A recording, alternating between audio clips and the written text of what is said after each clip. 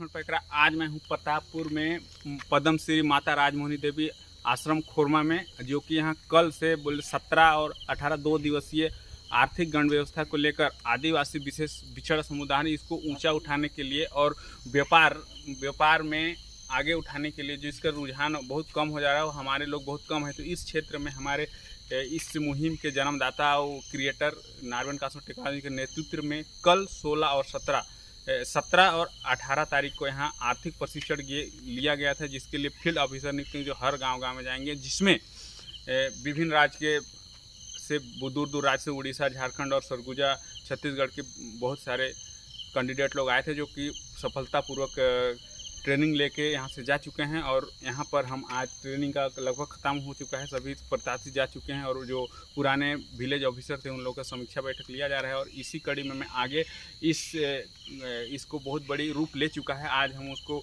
मिलने जा रहे हैं हमारे डायरेक्टर माननीय श्री तिरुमाल राम गुलाब खुरसेंगा जी से। तो आप राम गुलाब खुरसेंगा जी, आपको सेवा जोहार करता हूं। आप हमारे दर्शकों को बताएंगे कि इस कंपनी के बारे में, आप डायरेक्टर कब बने, इसके संक्षिप्त में, और इसका बहुत बड़ा मेगा प्लान को संक्षिप्त में रखने की कोशिश करेंगे।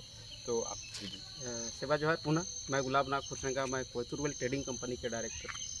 सर, इसमें 16 और 17 जो प्रशिक्षण हुआ, जो उड़ीसा, गुमला, सरगुजा, बिलासपुर, सूरजपुर, बलरामपुर, विभिन्न जगह से हमारे साथी लोग आए और इस आर्थिक गण व्यवस्था का, आर्थिक मेगा प्लान का प्रशिक्षण शिविर लिए।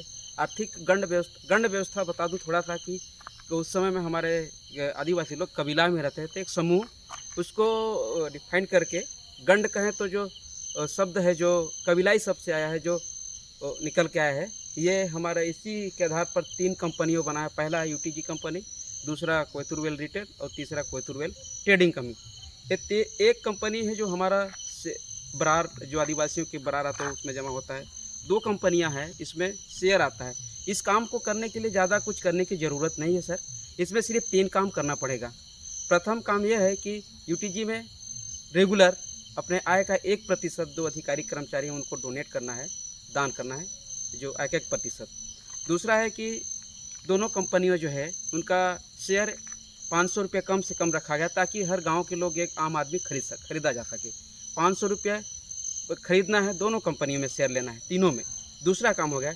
तीसरा काम यह है कि इसको आर्थिक स्थिति के अनुसार इसका व्यापक स्तर पर प्रचार प्रसार करें, हो सके तो ज़्यादा कर, जहाँ तक आम आदमी तक कैसे पहुँच सकें, इस पे फोकस डाला गया है।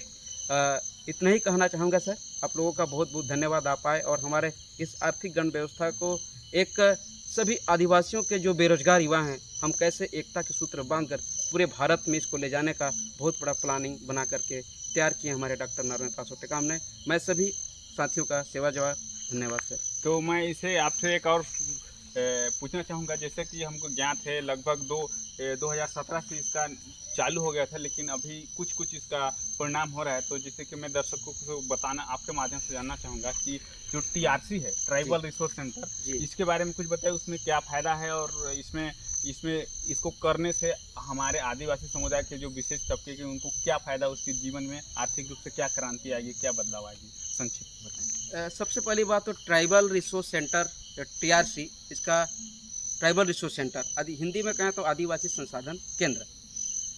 आदिवासी संसाधन, यहाँ पर जो जितने भी हमारे ट्राइबल जो निवास करते हैं वो सभी हमारे लोग ही अन्य व्यापारियों के पास सामान खरीदते हैं। और यदि ट्राइबल TRC से सामान खरीदते हैं तो हमारा जो पैसा है TRC में ही रहेगा, TRC से ही रहकर हमारे लोग को फ़ायदा होगा। और दूसरी बात यह है कि जो ट्रेडिंग की बात करें तो ट्रेडिंग में जो हम गांव में जो अन्न होता है, महुआ होता है, चार होता है, तेंदू, वो सब हम लोग कहीं ना कहीं सेठ या मड़वारी के पास सेल करते हैं। तो हम आने वाले समय में छोटा छोटा जैसे तेल या साबुन का या कुछ महुआ के लड्डू बना कर ऐसे योजना प्लानिंग बनाया जा रहा है, जिसको हम TRC में ट्रेडिंग सेल करेगा और इसके बाद कोयतुरवेल रिटेल कंपनी है उसको शेयर करेगा, ताकि हमारा जो गांव में जो फसल है वो हमारे लोग के पास रहे, ताकि हम लोग आर्थिक रूप से सशक्त हो सकें।